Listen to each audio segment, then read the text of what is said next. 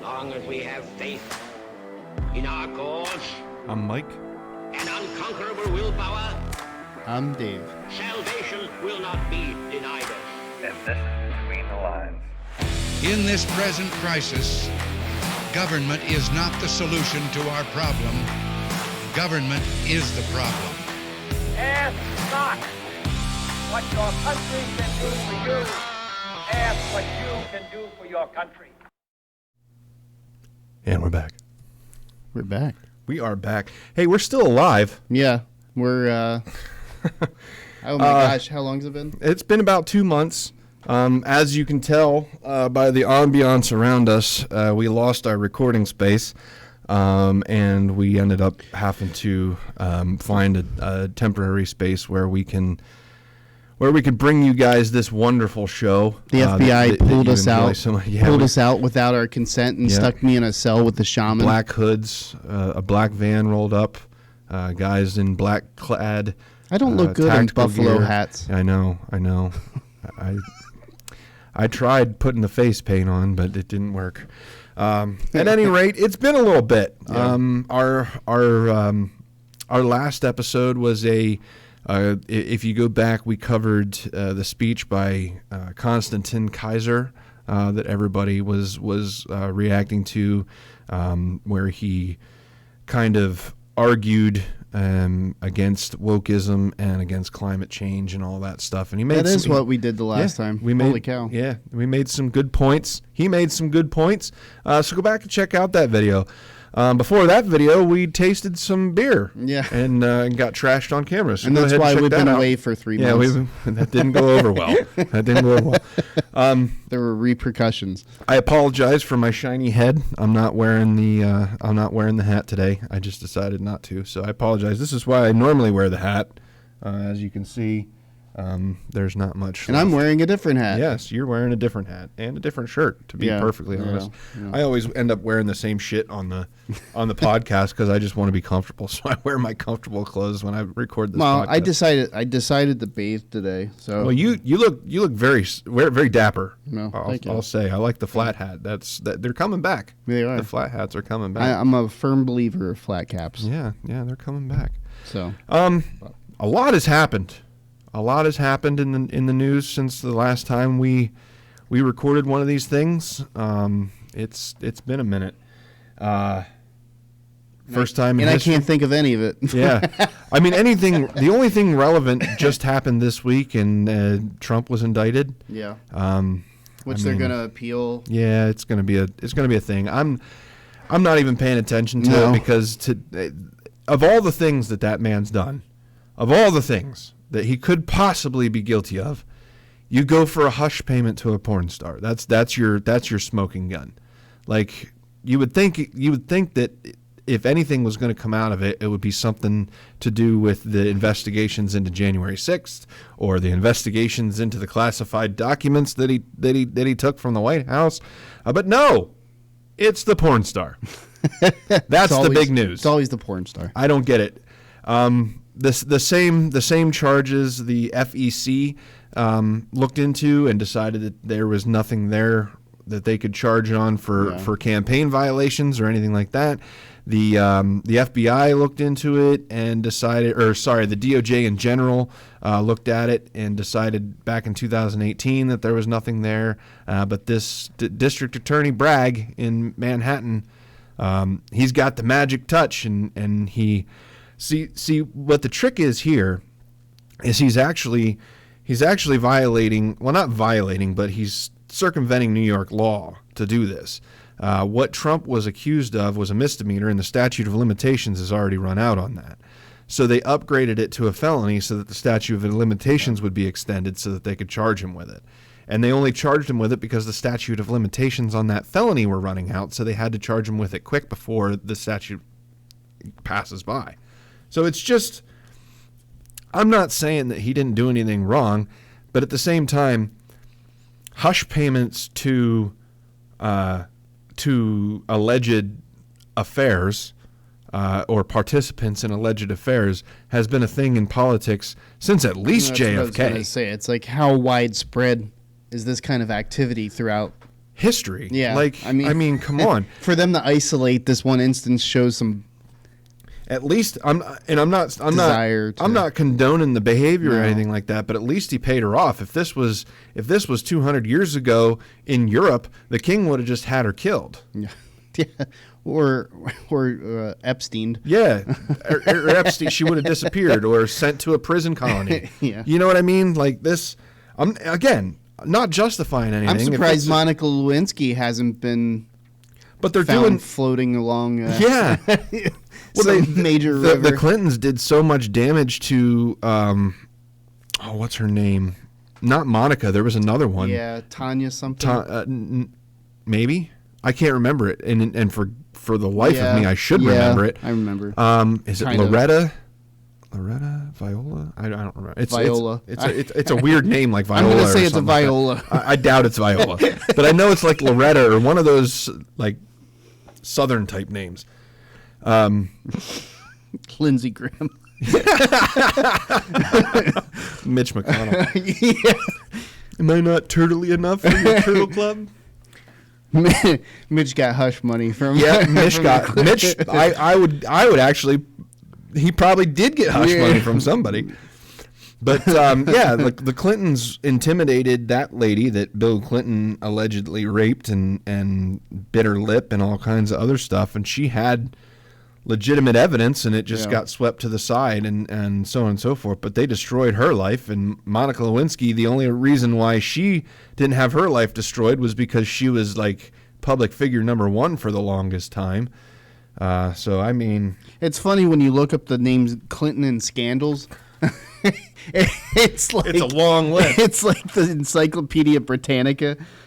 Oh my gosh, it's so ridiculous. But it's like there's so many things. Like if Trump is such the bad guy that everybody says he is, if Trump is that big of a supervillain, you should be able to find Paula Jones. That would. Where the fuck did I get Viola? I don't know. This is the 40-year-old mind. That Viola Weatherson. Yeah. I'll tell you what. I have half a mind to tell her. Oh Lord, Viola. Viola sounds like somebody from Driving Miss Daisy. Yeah, the only thing I got right.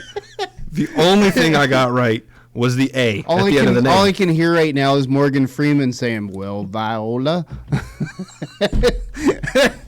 Oh my I'd God. like to say that Andy Dufresne. Oh my God. I'm drinking all kinds of stuff. I got a cold coffee. I got a regular coffee. I'm getting amped up here. Oh my gosh. So what else is going on? Oh man, that's the biggest thing. How about that shooting in Tennessee? Oh man, that was tragic. So not to go on a downer here, but that was a downer. You really just kind of flushed. Sorry, and we all went down on that. But one. this is very current. This was last week. Yeah, that was unfortunate. But it was I believe late last week. Did they? I've been trying to catch up on it, but did you happen to see any details on the person themselves? They still haven't released any manifestos or motive or anything like that. Being that the shooter is dead, I don't see any reason why they shouldn't release the manifesto because it's important to know what was going through these people's minds when it happened, because that's really the only way that we're ever going to it's the only way we're ever going to get to the bottom of why these things are happening, is if we can understand the mindset of the people that were perpetrating these heinous crimes. Shout out to the officers, though.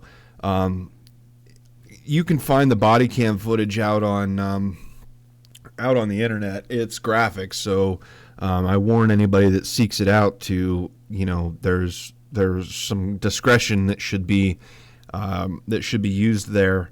Especially if you have any children that may be around or anything like that, because there is some graphic content in that. But it should be watched, because that should be a training video for police departments across the country, because the differences between what happened at Covenant and what happened in Uvalde are Night and day. Night and day. Like 5 police officers Yes. charged in, and Yeah, and finished it when you had 100 police officers in Uvalde that just stood there and waited. So again, I'm going to shame those officers in Uvalde for the rest of my life because it was their job to save those kids, and it was their job to run into a hail of gunfire to stop the threat, and they didn't do it. wasn't the I don't remember the casualties in Uvalde. Like 16 or 18 of them. There were 6 casualties, I think. There were at this 6, one. which is still way too many. It's just the point is that they did a phenomenal job. The police did a phenomenal job in this situation, but they still could not get there quick enough. Nope. And that just lends more back to the original thing that kind of sparked out of the Uvalde circumstances, families, parents, school boards calling for heavily armed resource officers and whatnot to be placed in these schools. And then all the pushback Yep. that you got from the politicians on this stuff. It's And just it should be mentioned. It should be mentioned that it was released that this particular shooter. I'm not gonna name her. I'm not gonna put her name up here because I think that that's one thing that the media gets wrong. It's okay to say what happened, and you can describe the person, but don't give them the recognition that they're actually seeking. They want to be heroes. So we're not going to do that. We'll call the shooter AH. We'll use the initials. AH was a female. Glass ceilings being broken. trans. Yeah, trans female. Now there's I will say there really hasn't been any proof to come out that this person was trans, but you can tell by their social media that they were trans. Well, some of the, and this is again all conjecture because some of it hasn't been, established completely It's yet. known, but it hasn't been released. But I want to say that some people believe she went to this school at some point. She did. It's well known. She was a former student. She had a tough time there apparently, and didn't enjoy her time there. I will say what I was going to say is it should be mentioned. It's known. They have the manifesto. They know what her motive was. They're not releasing it yet. Yeah. And they usually don't right away. Yeah. It's fresh. You don't pour salt in an open wound. But she had other targets in mind. There were other places around Tennessee that she was going to. I don't know if they were around Tennessee, but she had other targets, and she did reconnaissance on the other targets and found they had too much security. So she picked the Covenant Christian School because they didn't have an armed resource officer, and they didn't have the security precautions that the other schools or the other places. I'm assuming they were other schools. I don't know. But the other places had more security, so she decided to go to the place with the least security. Yeah, and predominantly most of these situations happen in public schools. Because it's a gun-free zone. I did, not to toot my own horn, but in the local newspaper, they haven't published it yet, so to speak, but I wrote an op-ed about gun violence in America and gun-free zones. And statistics show, I'm actually going to bring up a couple of these statistics real quick because I think it's important. But statistics show that gun-free zones are actually more dangerous than where you're able to carry guns. There were studies done. For example, in 2014, there was a study done by John Lott and William Landes, or Landes, I don't know how that's pronounced, and it was published in the Journal of Applied Economic Letters. That's a government propaganda newspaper, the Journal of Applied Economic Letters. So you got to be careful what you read from the Journal of Applied Economic Letters. Found that allowing citizens to carry concealed weapons deters violent crimes, and it appears to produce no increase in accidental deaths, end quote. The study also found that the only factor that consistently deterred mass shootings was the passage of laws allowing citizens to carry concealed weapons. Additionally, a 2014 report by the Crime Prevention Research Center, another well-known right-wing conspiracy site, I'm saying that sarcastically. If you're not picking up the sarcasm, I just wanted to put that out there. The Crime Prevention Research Center analyzed crime rates in all 50 states over a 15-year period and found that states with the highest rates of concealed carry permits had lower crime rates, including lower rates of violent crime. Interesting. The report also found that 98% of mass shootings occur in gun-free zones. Echoing these findings, a 2019 study published in the Journal of Interpersonal Violence, man, these conspiracy websites, found that gun-free zones may have a detrimental effect on the safety of citizens, and that eliminating gun-free zones may be a step towards decreasing mass shootings. The study analyzed data from 158 mass shootings between 2000 and 2018 and also found that 98% occurred in gun-free zones. Yeah. I wonder why the newspaper isn't publishing my op-ed. It's funny. That's the Williamsport Sun-Gazette, by the way. You can go ahead and write a letter to the editor and see why they're not publishing my op-ed. It's a widely read piece of news. Yeah. I'll say that much. Yeah. It lines my bird cage. I'll just put that much. I only submit to that paper because it's the only real paper that has, in our area, that has a letters to the editor section that allows independent journalists to submit news. It also has a bunch of people bitching about each other in there, but it's the only avenue that independent journalists have. You have op-eds on opposite columns. They do. They have op-eds. You suck. No, you suck. I wish I could read it. We'll bring it up sometime and I'll show it. Like in the letters to the editor section, they'll rebut other op-eds that were published. So like. If you publish, it's like one person published an op-ed about how Democrats are all about mail-in voting and so on and so forth, and this, that, and third, and it causes this, and then somebody else will write a letter about how that op-ed was all full of shit and that it was not right, and then somebody else it's like the Jerry Springer of it's like the Facebook of newspapers is what it is. You just have to wait a little longer to see the replies. So, but anyway, getting back to the shooting, I mean, it's when are we going to get to the point? I mean, the guns aren't the problem. The guns are not the problem. No, and the issue is that when you have a zone that in which you can carry freely, the responsibility that exists there is that you ought to take advantage of that.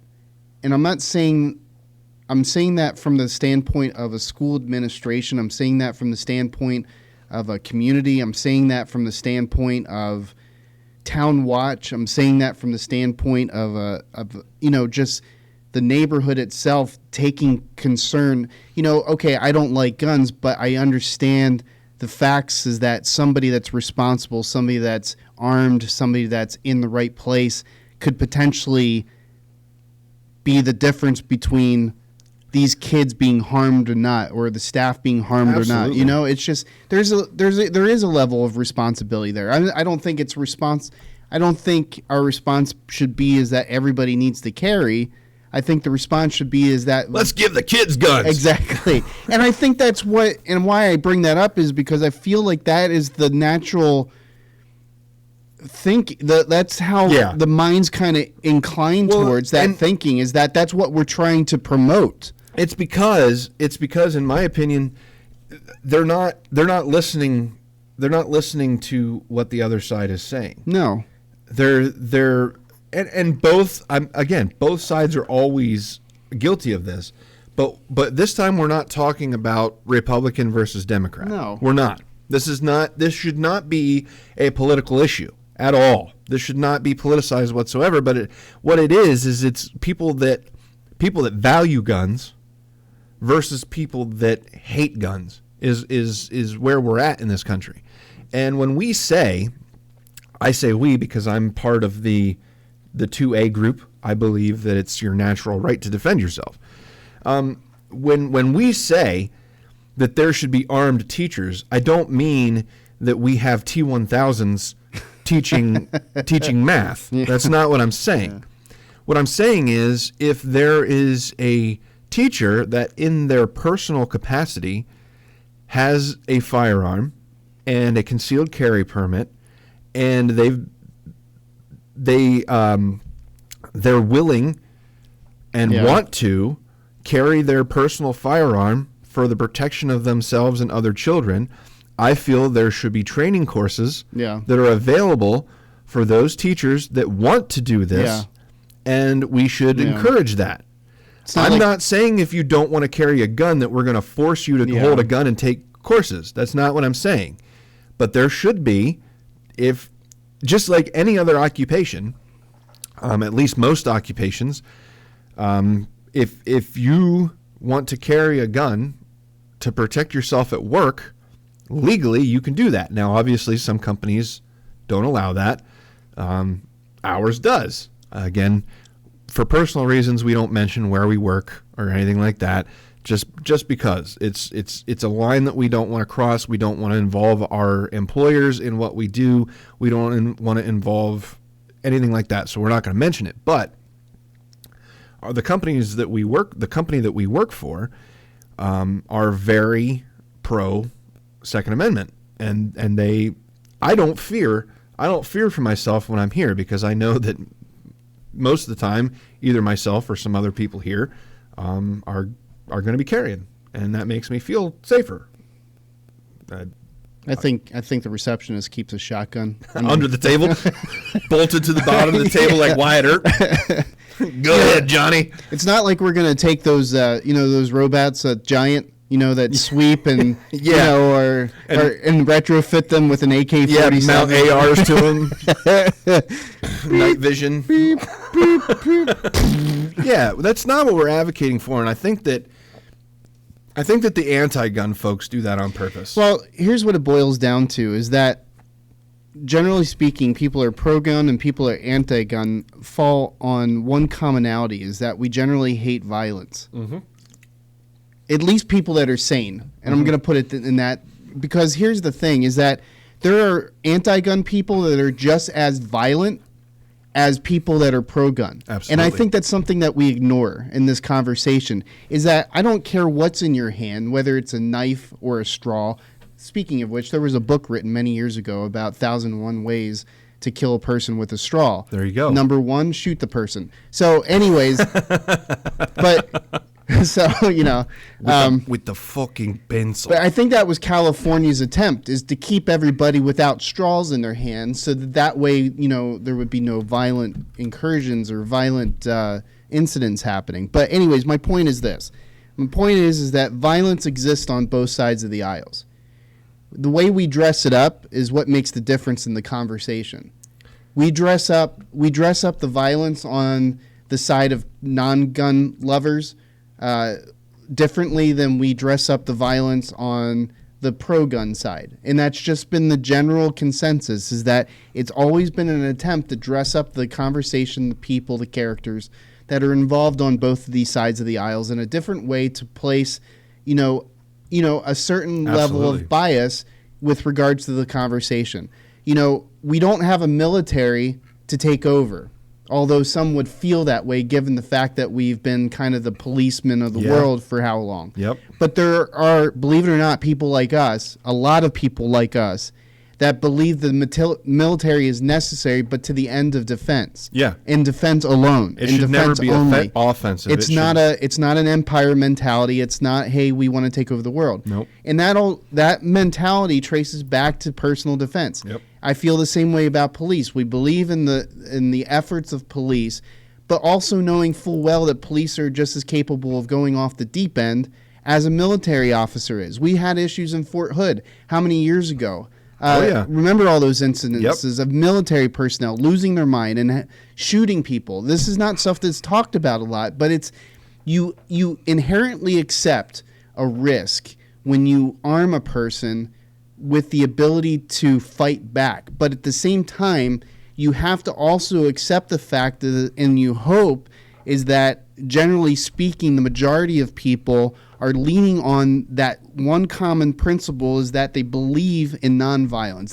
They want to prevent violence by being well-trained, well-armed enough to where they can stop it when it starts. You know, one thing that, and I'm just going down this vein because one thing that people don't think about is the training part of it. And a lot of us, 2A people, we go through a lot of training. It's not like our guns sit in our gun cabinets and collect dust. Some of them do. Sometimes they do. Some of them do. But we exercise our guns. And what I mean by that is when you get into a fight or flight situation, your brain nearly shuts off. You go into like this tunnel vision state. Your heart rate goes up. Your circulatory system becomes overwhelmed. You're flooded with adrenaline and all kinds of other chemicals, and it becomes hard to think in those situations.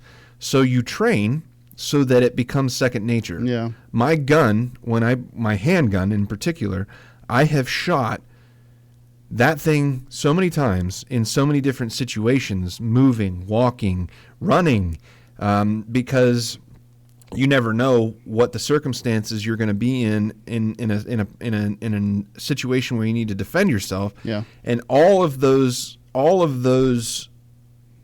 variables, so to speak, your circulatory system, your anxiety, the stress, the adrenaline, the dopamine, all the stuff that floods your system, you need muscle memory to be able to function. It's no difference than driving a car. Exactly. It's like learning how to react when driving a car during icy conditions. Yeah. You know, you've got to learn which way to turn your wheels in a moment, you know, to know, like, that video of that Kia that hit that tire. Oh God. On the California highways recently, LA. That like basically did Dukes of Hazzard. I've never seen anything like that. Yeah, that was crazy. But you know, you don't have moments, you don't have minutes and hours to contemplate what your reaction is in those situations. So sometimes you barely have seconds. So you train yourself to knee-jerk react, essentially, in a good way. Yeah. You know, to those things. Whether it's, you know, you're sliding to the right, so you turn your wheel to the left. Yep. And so on. And all those things, because you've done them over and over and over again, and you've repeated them, then when you're in that stressful situation, they become second nature, and you don't even think about doing them. You just do them. It's like with anything. Proper form, holding everything correctly. All that stuff becomes second nature because you've practiced. It's like if you accidentally shit yourself during work. It's like, what is your knee-jerk reaction in that moment? It's like, I was watching Bert Kreischer in one of his little things, and he had a bunch of his buddies, and the one guy, you see him go like this, he leans off to the right, and then all of a sudden they just zoom in on him, and he gets this wide-eyed look, and he's like, how do you know if you just shat yourself? And Bert's like, it's usually warm. It's like, well, I think I just shat myself. And Bert's like, well, that's all right. You're in my home. You're allowed to shat yourself in my home. So anyways, point being, you know. I love Bert. He came to Williamsport. But had recently. that man been trained properly, he would have known the signs that it was a shart and not a fart. That's and he would have shat himself. Never trust a fart. I'm sorry. I've taken this down the different road here. Yeah, but I mean, it's lighthearted, but what we're getting at is that, you know, we don't say these things flippantly. Yeah. We don't say these things not knowing that it's ridiculous that we need to arm teachers. Yeah. We understand that. That's why, you know, when people talk to me about this, they're like, yeah, but we shouldn't have to. I know that. We all get that. I know that. We shouldn't have to wear seatbelts either.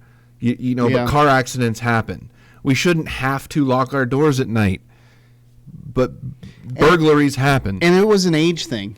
I mean, if you think about it, it's like most of the stuff that we still reference as being what the world was. Yeah, we get it. Yeah. We get there was a time when you could leave your cars unlocked. We Yeah. get there was a time you When I could leave grew your up, we house never unlocked. locked our door. We get that there was a time where even though guns were less restricted, people owned less guns. You know, we get that. We get that things have changed, but we also have to change in response to it. That's the point. Things have changed, and we're no longer in the. There was somebody will look it up. I've referenced this before. You can Google it. Back in the 70s, I don't know what state it is. I want to say it was Tennessee, ironically, but there was a threat of a school shooting.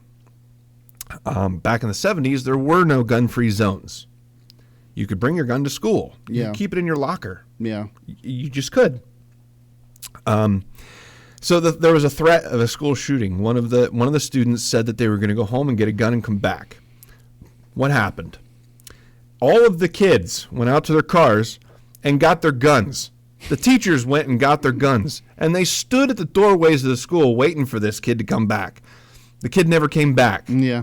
I wonder why. Yeah. So the moral of the story is, like, I'm not saying that we need to have a military base at every school. That's not what I'm saying. All I'm saying is proper security, enforced doors. Like the Tennessee shooting would have never happened if they didn't have glass doors in the front entranceway, because she wouldn't have been able to get in. She shot through the glass doors and was able to get in. Put ballistic doors on these schools. Yeah. You know, metal detectors. As the schools are coming in, as the kids are coming in, every inner city school in America has a metal detector at the entrance. And the thing of it is that staff need to be trained to have their head on the swivel on all times. And if there's staff that are not exhibiting the qualities that you need them to exhibit, then you have conversations with them. It's like, listen, you have a responsibility to these kids and to those kids' parents. Yep. It's like, understand is that I get that this is a weighty thing to talk about, but when you're here, you're their number one protector. So, and I think that I get that that's a tough conversation that nobody wants to have, but it's something that people need to understand. Were you still doing nuclear drills in elementary school?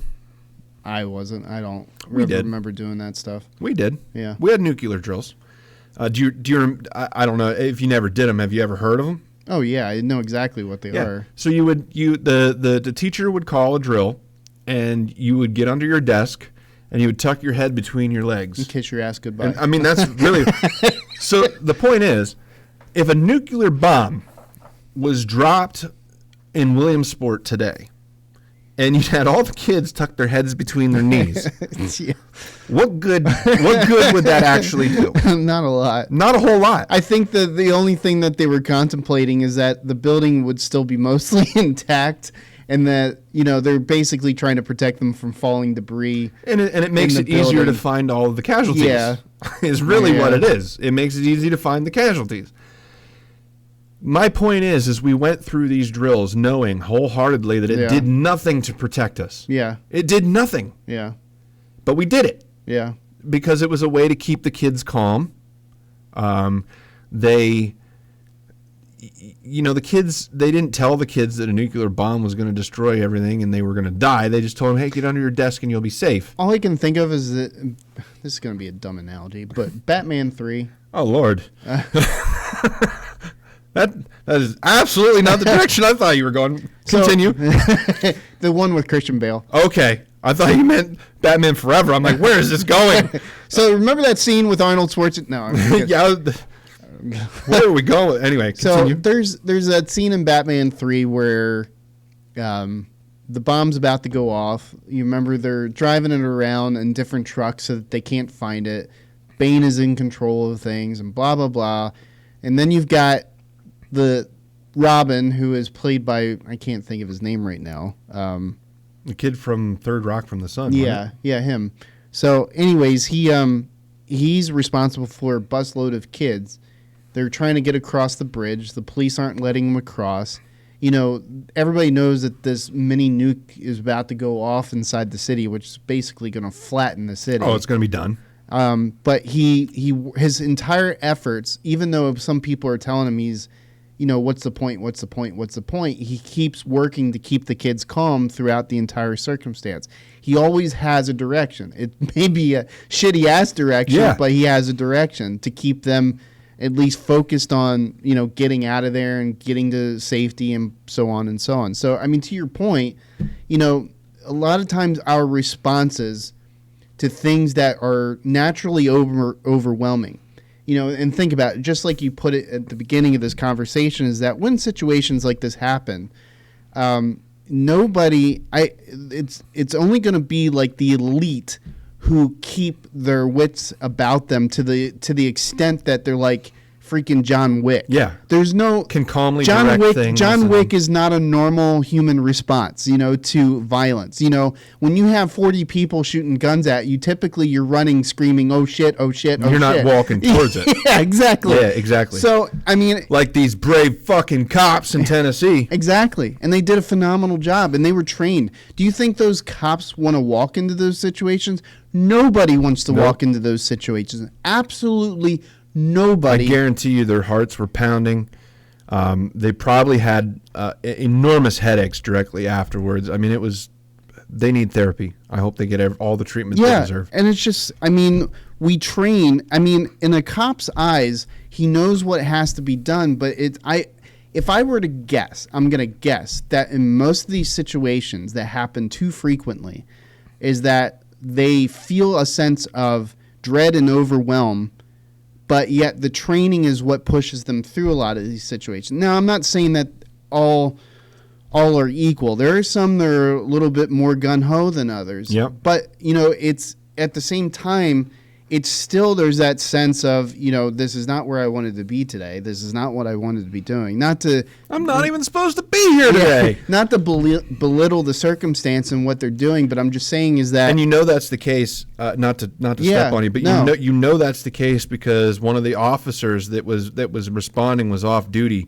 and he actually just drove to the scene and got a vest from... I'm assuming from one of the other officers and grabbed a gun or whatever. But you could tell when if you watch the footage, when you go in, they call him Blue Shirt Guy because he's just in civilian, like a blue T-shirt, jeans, but with a tack vest and a gun. Yeah, and it's the same story like with Uvalde. You had 100 police officers that were sitting there with their thumbs at their ass. And there were 5 or 6 that just wanted to go in. The one that did it, the one that left from getting his hair cut and walked in with the resource, the border patrol group that went in and everything. So, I mean, again, it was a select few that just relied solely on their training and just moved in. Well, you had 15 in Uvalde. You had the 15 cops posted outside the door where the shooter was, and they were waiting for a ballistic shield.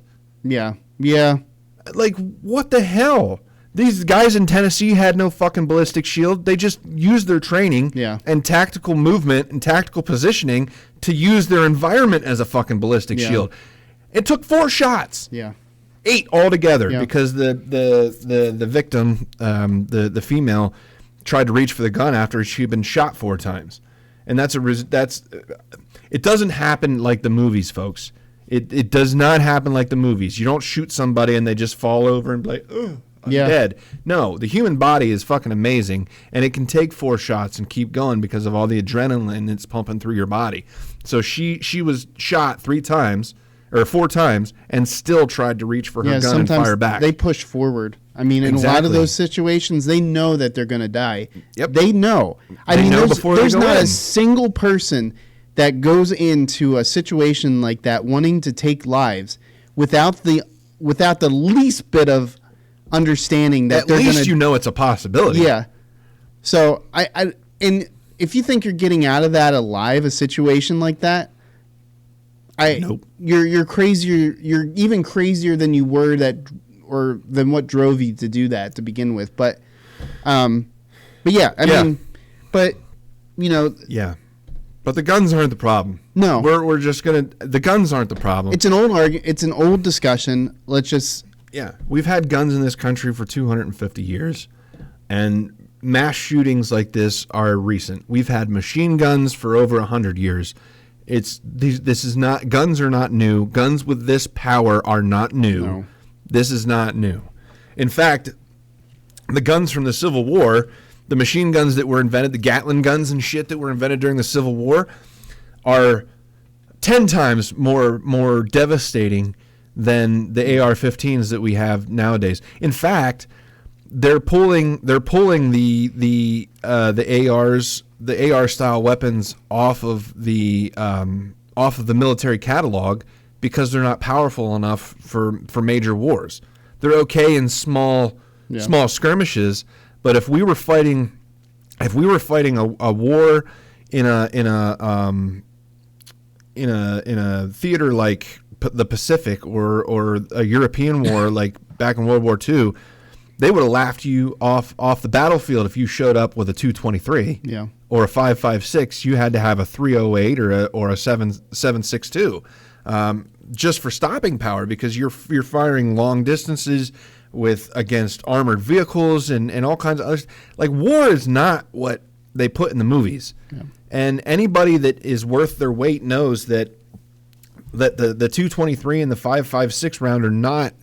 I mean, while they're wonderful rounds and they're amazingly versatile, they're barely above a 22. Yeah, you know. Plus, you don't want to have soldiers fighting for something and having to second guess if every shot is doing anything. It's just they're good for civilians because we're not fighting a war against another army. We're defending our homes, we're defending ourselves, we're defending our cities and stuff like that. And you can make the argument that AR-15s and stuff like that are also for fighting tyranny and whatnot, and they'll go a certain length, but they're not even going to be all of that useful if you're fighting against a military threat. But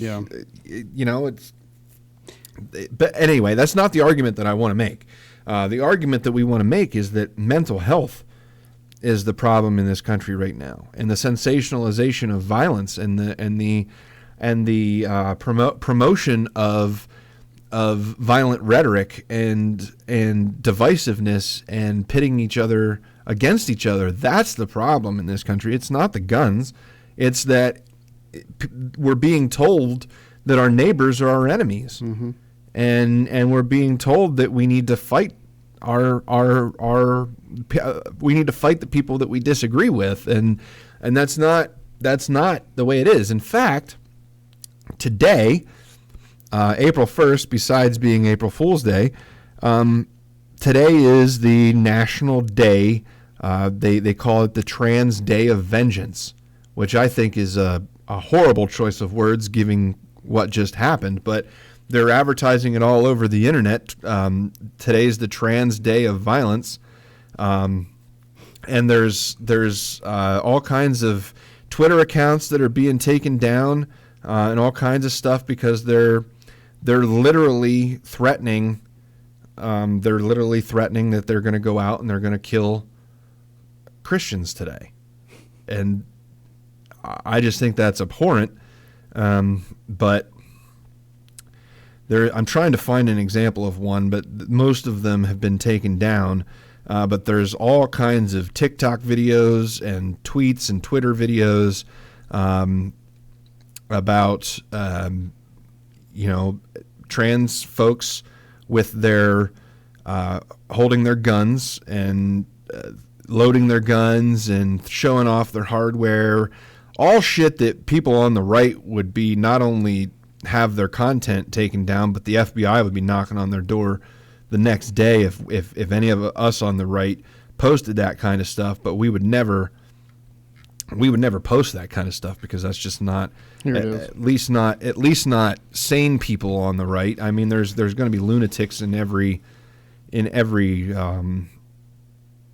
in every class of people. There's going to be lunatics. Yeah, Trans Day of here's Twitter removed. This was from 2 days ago. Twitter removes over 5,000 tweets about radical groups. Trans Day of Vengeance. There's the. Let's see if I can find it here. But yeah, they were. Yeah. Stop trans genocide, trans day event. Yeah, I'm trying to understand. It's like, what do they mean by genocide? I don't understand that either. Like, are we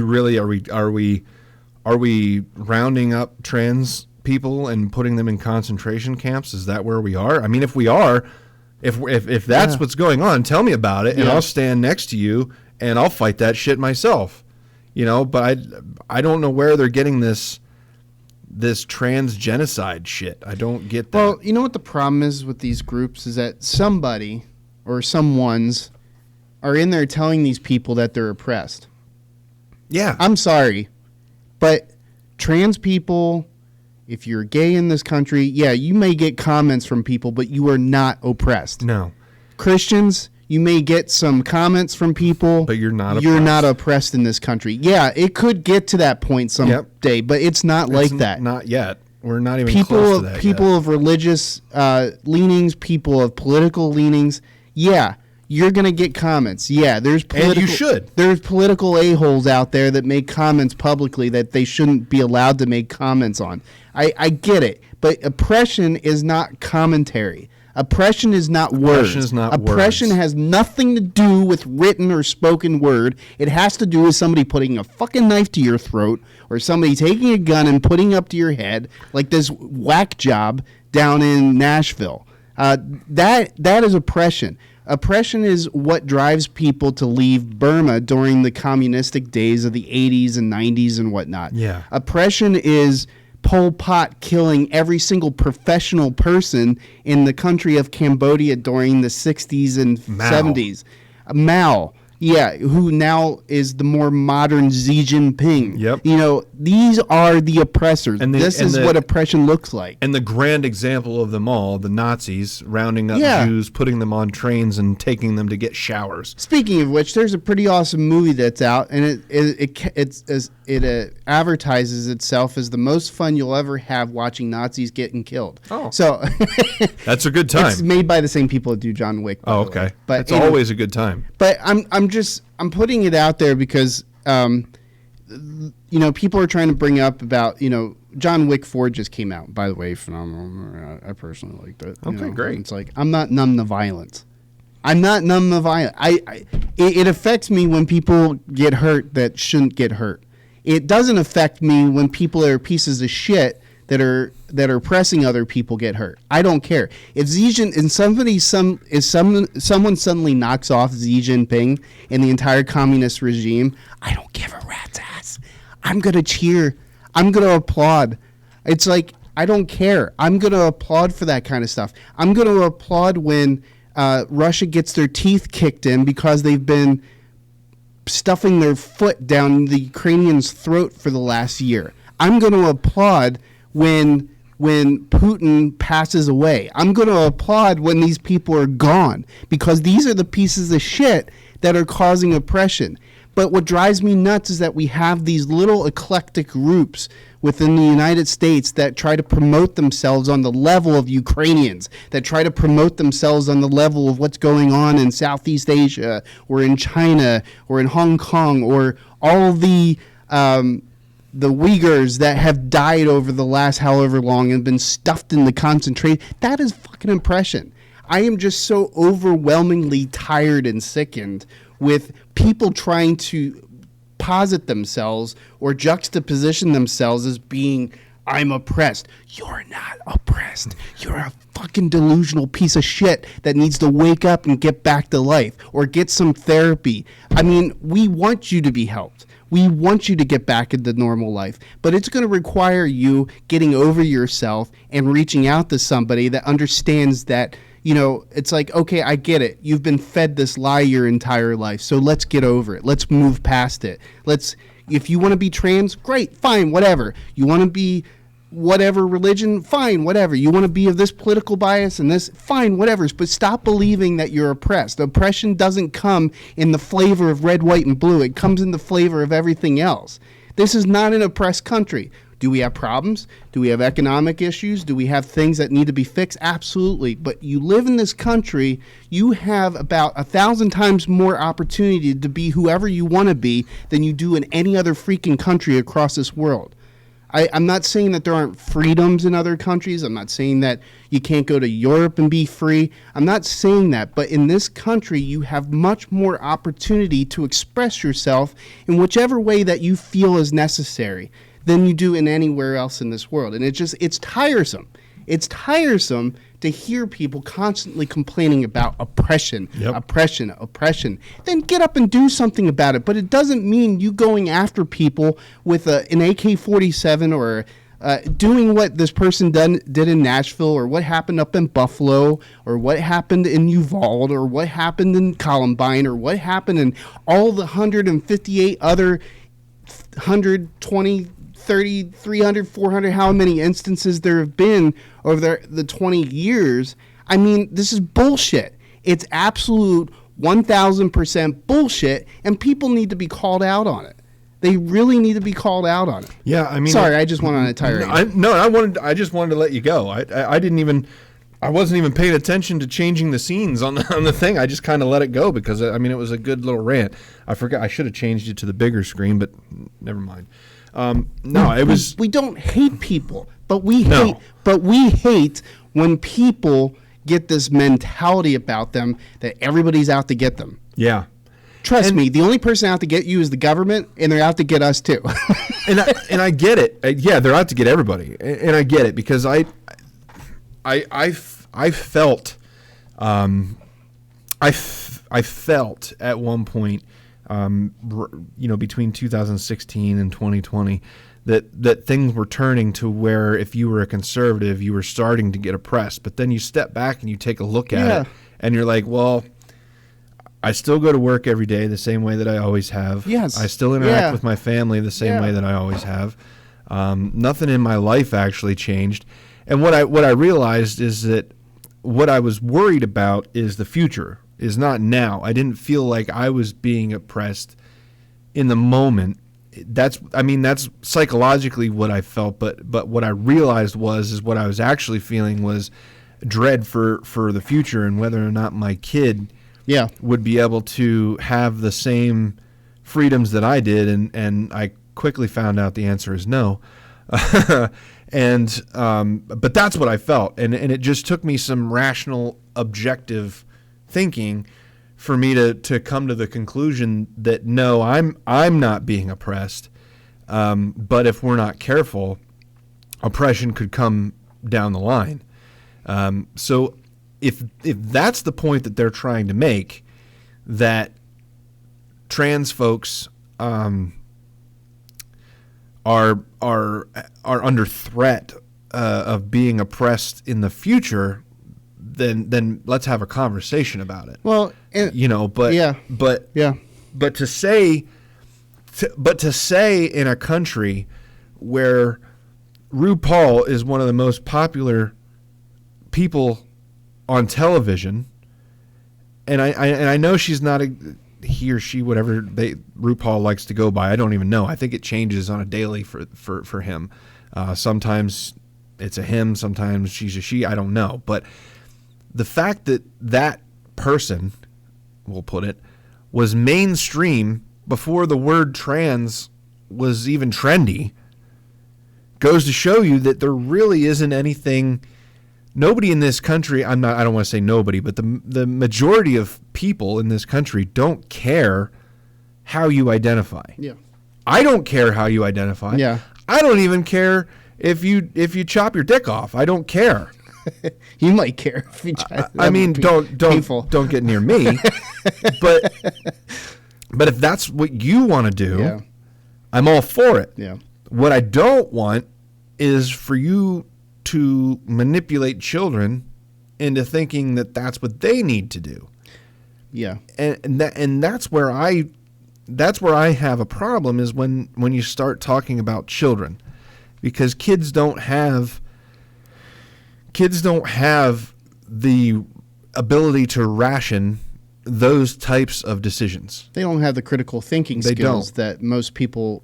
And unfortunately, the parents of these kids don't have the insight into their child's psyche to be able to validate whether these feelings are psychological or physiological. Yeah. The thing that bothers me is just how we define words like violence and oppression anymore. It's been a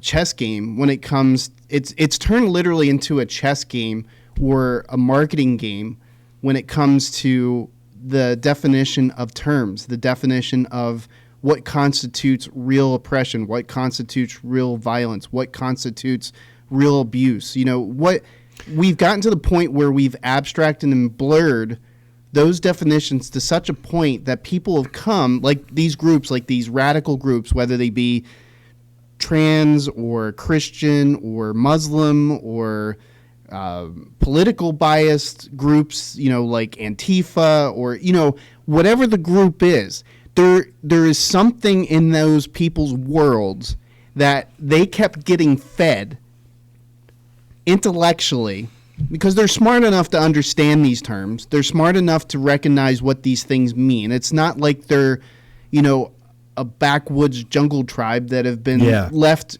to their own for their entire lives and have no clue that things like cars and planes exist. It's not one of those situations. It's a situation where people are intelligent enough to absorb ideas, but the problem is that the ideas that they have absorbed have been promoted in such a way that they have gotten themselves to a place that they believe themselves to be oppressed. They believe themselves to be abused. They believe themselves to be the victims of violence. I believe the word that you're looking for is indoctrinated. Yeah.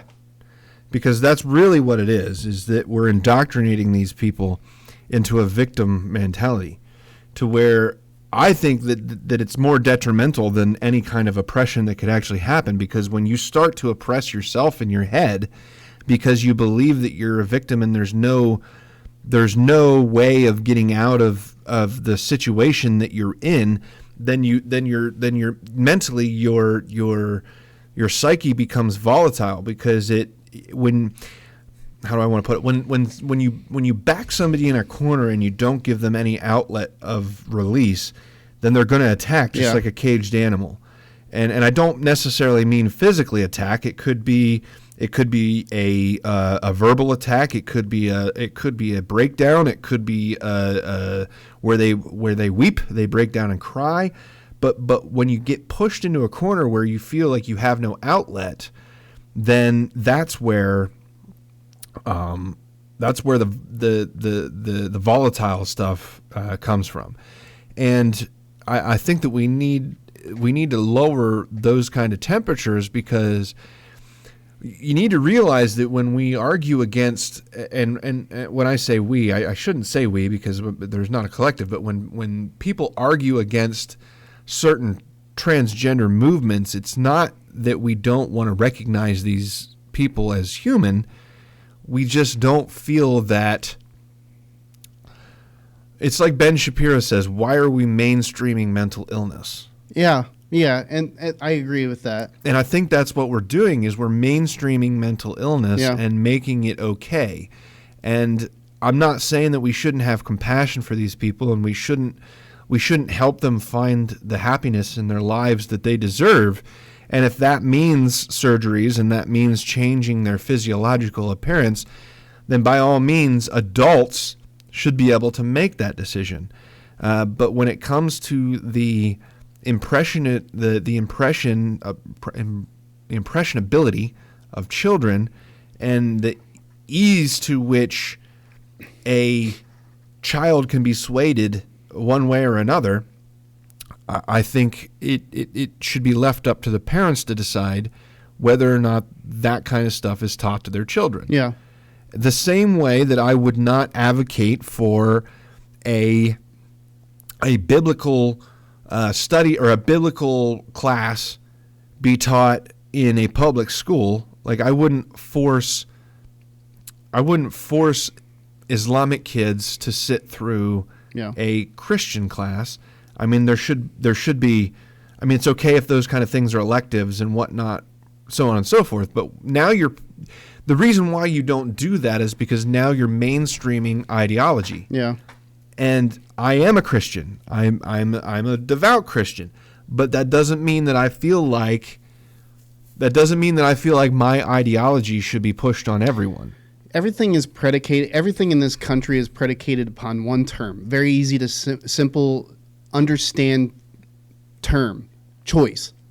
Everything is predicated on choice. Yes. Everything is predicated on choice. And everything should be. And that's why, going back, I've seen these commentaries, these back and forth commentaries, because of the movement with parents in the school boards and with their communities now being more on a higher temperature now than it was before. If you look, there's been a huge escalation. Parents are taking over their school boards. Taking an involvement. Now, what that turns into is you'll have situations like at local libraries where you'll have a cross-dresser or somebody of trans influence that they invite to be a part of a book reading. And there are parents that don't want to be a part of that. They don't feel like their kids should be a part of that. Then don't send your kids to it. Yes. I'll be honest, like, I don't think they're book, if stuff like that, like book readings, if the concentration isn't on the audience, then what's the purpose of it? Is my question. No, that's a good point. So here's irrespective of who it is that's doing the reading, what is the concentration point in those situations? Because I think that's the bigger question mark. What's the message that presenter is trying to convey? If that library just wants to have a reading time and it happens to be that this person gets invited to be a part of it. Are they reading Hop on Pop by Dr. Seuss? Yeah. You know what I mean? Is that what they're reading? Yeah. If that's okay, if that's what they're reading, I don't care if it's a guy in a dress or a panda suit that's reading it. I don't give a shit. But on the side of that, it's like, you have a choice not to send your kids that stuff. Just like you have a choice not to let your kids watch certain things on TV. You have a choice not to let them watch certain things on the web, on the internet. You have a choice and the capacity to restrict them. Now, if somebody's coming into your home and telling you this is what they will read, this is what they will subscribe to, that eliminates that core idea of choice. That is the whole premise of this country, is that it's choice. And that, what people are saying is that, well, it's violence against trans community if somebody doesn't want their kid to be a part of a trans person reading in a book. There's two things. There's two wrong things on that argument. Well, how would the parents of the trans kids feel if they brought in a Catholic preacher exactly to teach them about how homosexuality is a sin? Yeah, and that's what I mean, is that we all have opinions. I think that would be abhorrent. Yeah. I'm just saying is that we all have opinions that are drawn from religious experience, from political experience, from family experience. We all have opinions. We all have biases. But when those biases drive us to believe that everybody is biased against us to the point of violence, to the point of abuse, to the point of, oppression, then it turns into a whole different ballgame. If you keep yourself balanced and believe that there are people that are biased towards you but not violent towards you, that will when given the opportunity will tell you that you're an idiot but are not going to raise a fist to you, that's the whole point of the law, is that it keeps that line, it keeps that as the neutral zone in this country. Yep. You're never going to get rid of bias. You're never going to get rid of opinion. And I hope that we never do get rid of opinion. I hope that we never get rid of bias. I hope that we never get rid of preference. I hope that we never get rid of, because that's the essence of being human. Exactly. That's the essence of being. Is that you can be. Yeah. Yeah. You can just be. Yeah. You can't go to the AUE, the Arab United Emirates. Yeah. You can't do certain things. Now, I'm not going to say they're not progressing. I'm not going to say that there aren't things that are changing positively, and so I'm not blind to that. But they still are a far cry from what you're allowed to do in the United States. But we're not a theocracy. Yep. We're not a democracy. We're not a a big point. We're not a republic solely.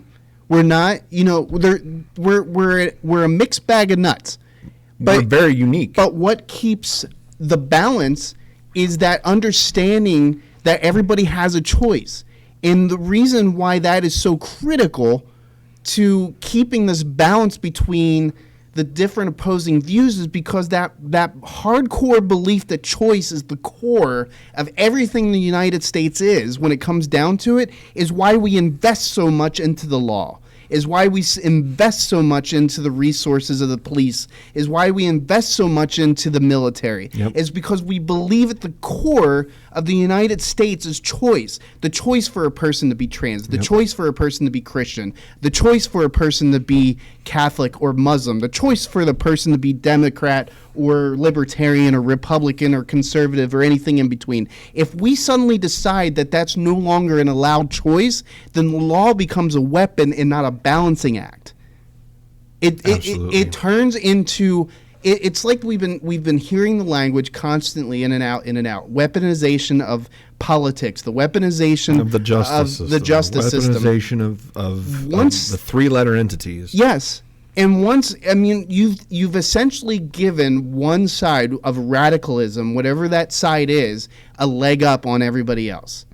The law is not there to make the Christians feel superior. It's not there to make transgender feel superior. It's not there to make Democrats feel superior. It's not there to make Republicans or conservatives or libertarians superior. It's not to make anybody superior. It's to balance out it's a balancing act, and it's a headache, and it's a pain in the ass. But if we stop believing in the essence of choice, then we will have this imbalance happen in states. We will have this imbalance happen in our local schools. We will have this imbalance happen on a federal level to where oppression will start happening.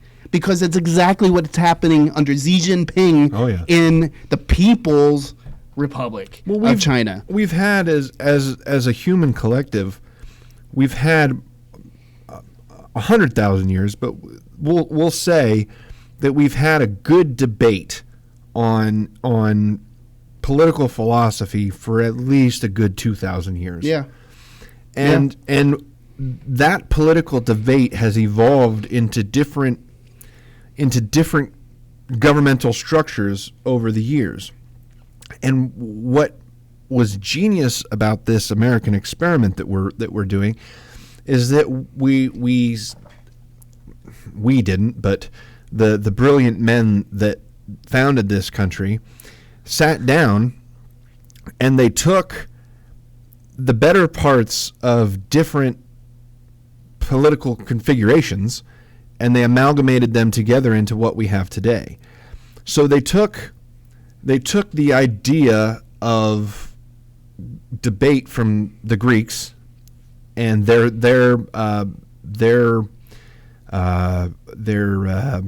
style of representation, and that's where we get our House of Representatives. Yeah.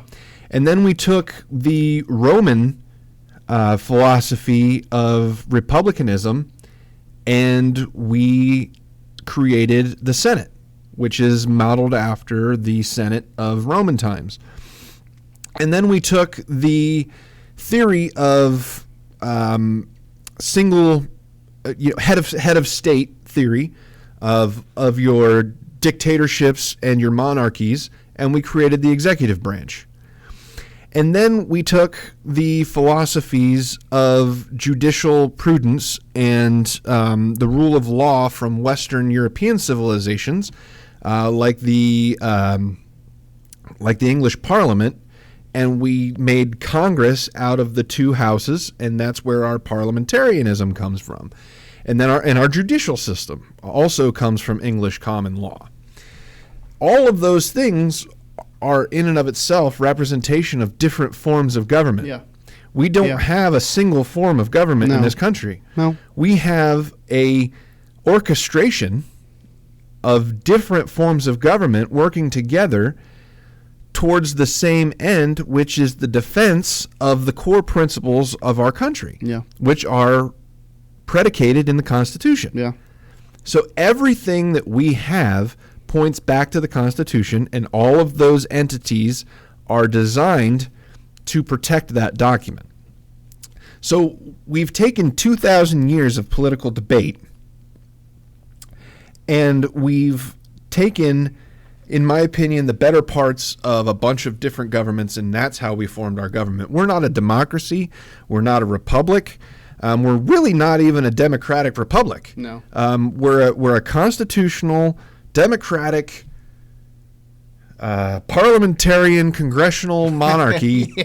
Yeah. You know what I'm saying? Like, there's no way to really. I mean, democratic republic is as close as you can. A constitutional democratic republic is as close as you can get to describe our American government, but that still doesn't fulfill the nuance. No. Like when you say monarchy, you know there's a king and a queen, And all things come and from all the king. things under that Yeah. come from the king and the queen.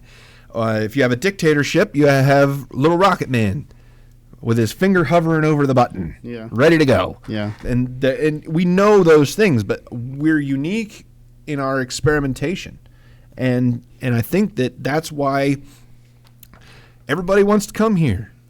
Everybody wants to be part of this dream, because the original thought with the United States was, if a person is left alone to their own devices, there is nothing that they can do but succeed. Or fail. I mean, they can fail on their own merits, but I'm just saying is that they have that choice. yeah, and they may very well fail. A lot of settlers came to the United States and died. They died on the way. Yeah. They didn't even make it. Oregon Trail. Yeah. And even beyond that, like some of them didn't even make the boat ride from England across the sea. But damned if they weren't going to try. Yeah. And it had to have been terrifying. I mean, if you think about it, you're coming to a continent that very few people that look like you have ever seen. And you're going when the expansion west happened, you're going into the woods, the vast expanse of woods that seem to be never ending. Yeah, and there's like no one had ever seen a grizzly bear before. So could you imagine shitting yourself when you see a 12-foot bear for the first time? Imagine what that was like. Or when they're traveling west and people are getting bit by rattlesnakes. Yeah. Nobody had ever seen a rattlesnake. You know what I mean? So it's like the whole premise of this country is that if man is left to himself to fail or succeed on his own merits, more often than not, they'll succeed out of their own self-determination. Yeah. And it hardens you, and it makes you a stronger person for it.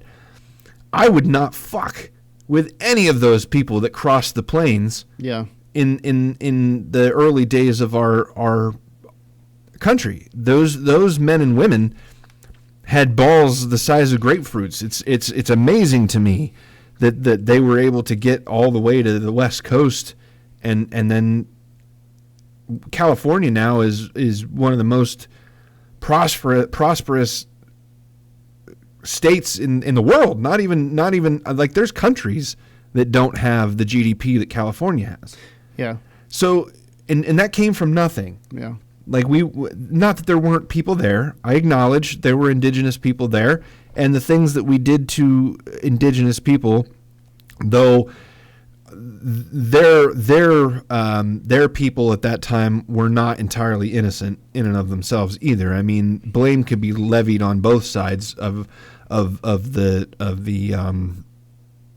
American native discrepancies that happened in this country. I mean, both sides were not without dirty hands, but we still pushed an entire civilization of people out of their homes and so on and so forth. And I'm not saying that didn't happen, but we as the Europeans that came over, and it wasn't just Europeans. I mean, there were people from Asia, people from all over the world were coming to the United States and moving west. And those people were brave as hell. Yeah. And I couldn't even imagine the fear that they would have had to, and uncertainty that they would have had to felt going out west.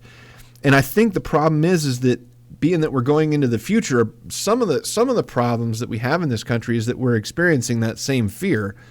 The world is changing rapidly, and no one is able to catch up at the moment. And part of the divide and part of the discourse is everybody's afraid that they're going to be the next victims of whatever oppression may or may not be coming. And the point that I'm trying to make is that we're much stronger as a collective. When everyone was coming and expanding west, they weren't just taking a wagon and a single family was going out west. There were entire wagon trains, and you would get hundreds of people to go with you because you're stronger as a community. So the only way that this country is going to move forward, and the only way that we're going to heal ourselves, is if we start having meaningful conversations and coming up with legitimate solutions to problems rather than finger pointing and arguing and fighting over whose tribe is correct and the atrocities that one tribe has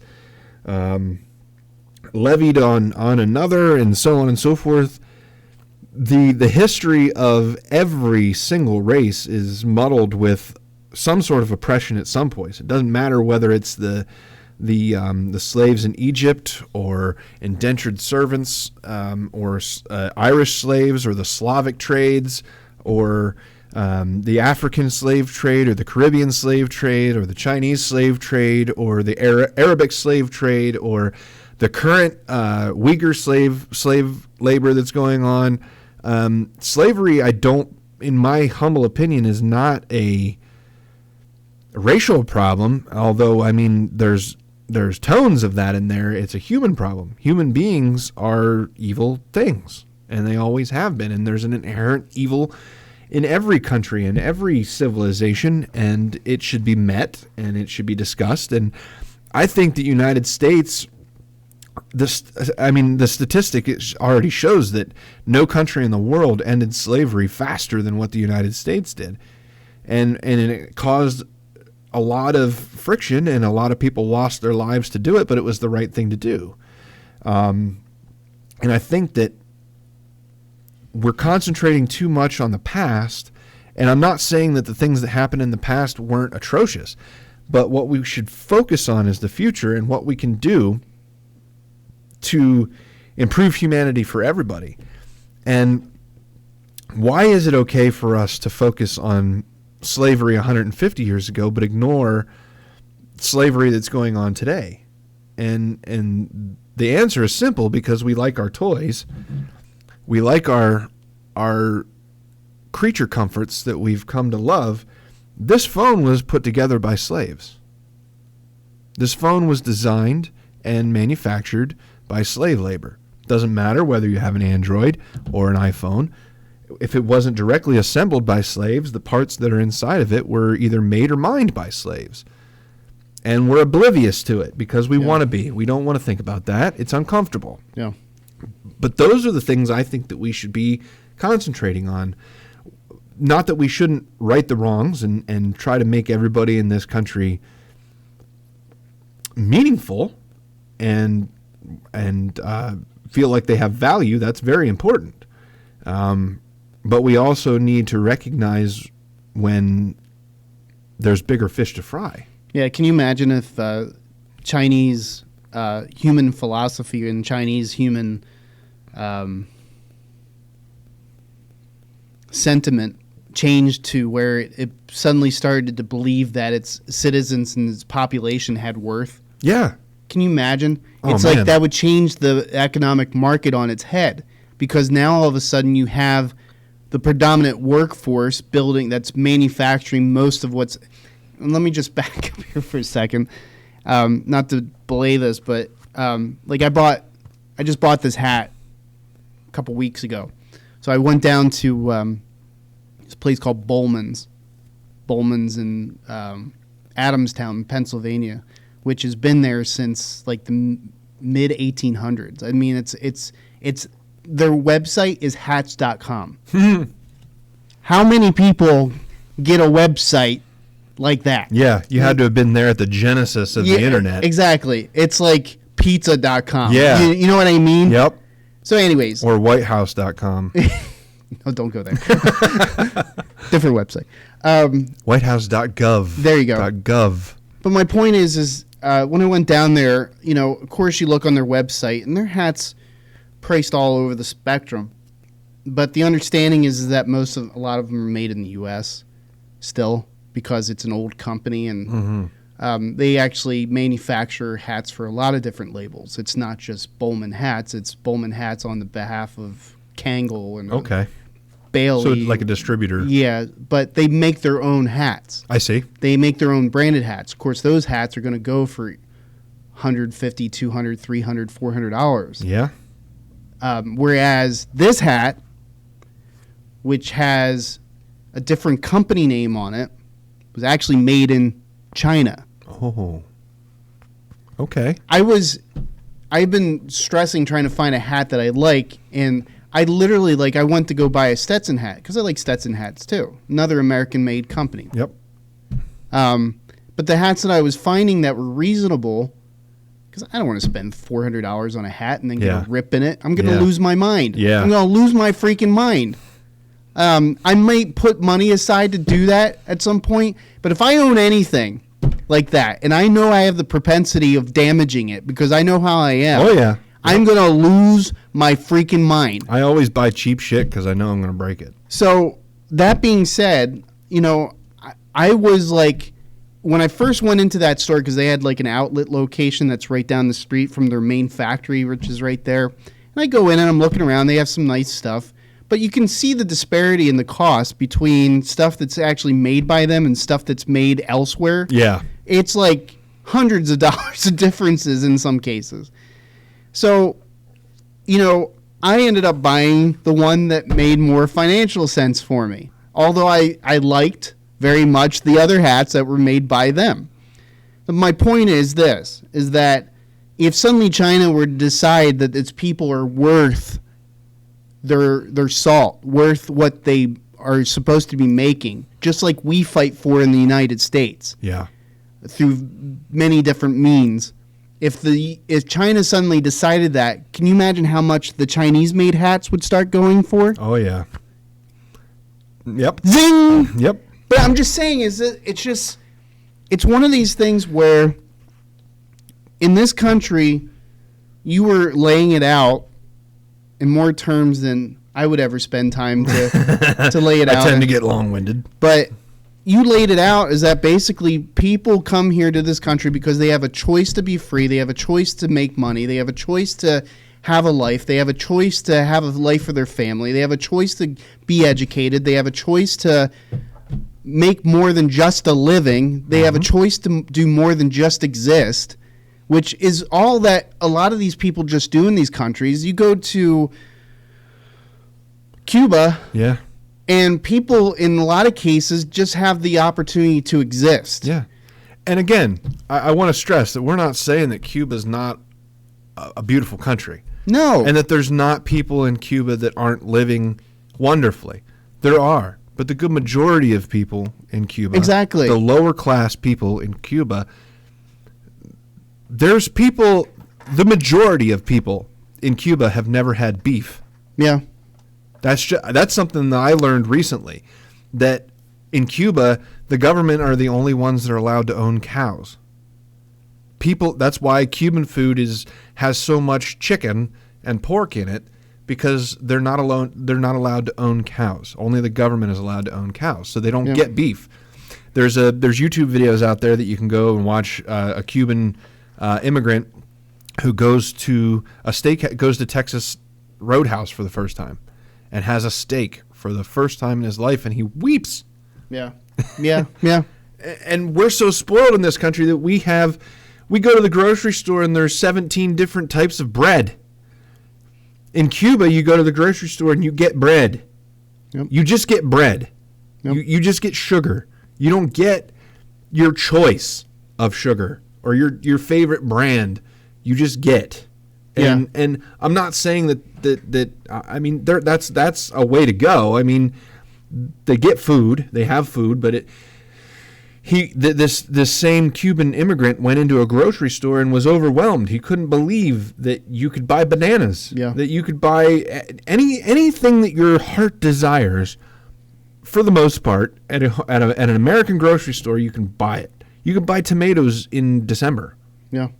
I mean, they're not great, but you can buy them. And what's interesting is that when you look at it, is that these countries that are controlled, that control the element of choice for their population, that basically tell them this is your choice. Yeah. They don't give them a choice. If you look at it and you analyze it, they basically make it so expensive to have a choice that you have no choice. That you have no choice. And if we don't step back and recognize is that what's happening in this country, if we don't allow people, I'll give it for instance, it's like trying to think of an example that I can use for this, but just with this idea that you can go to a farmer that's not being like overly regulated in the United States and buy all your produce from that farmer or buy your meat from them.